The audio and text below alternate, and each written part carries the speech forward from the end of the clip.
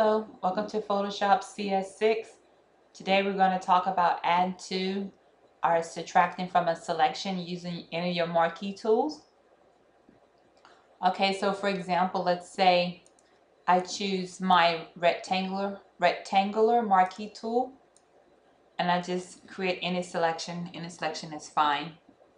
And let's say that I want to add to this selection. I realize that I need to add to the selection. Right now you'll see by default it has a crosshair with a minus.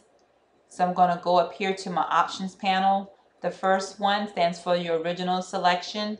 The second choice is add to selection. Third is subtract from selection. And next is intersect. So let's choose the second one and let's say I want to add to this selection. And now you should see a plus. So wherever I create my marquee, it's I'm going to add to the selection. Let's say I decided that no, I really don't want all of that to be part of the marquee.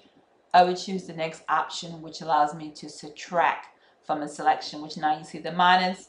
And so wherever I click, I am now subtracting from my selection, from my original marquee.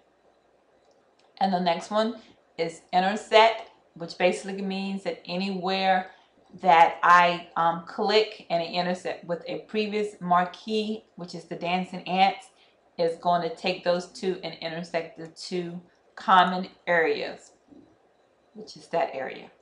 So that's how that works. So let's go back and say add to my selection, and that's how you do it. Let's say I go to my brush tool, and right now up here in my options panel it says a size 80, and let's say I want to reduce that size. You can use your keyboard, which is your left bracket, and now look at the number, it changes. If I use my right bracket, it means I want to increase the brush size, and that allows me to increase my brush size, and then you can decide what do you want to do with the image.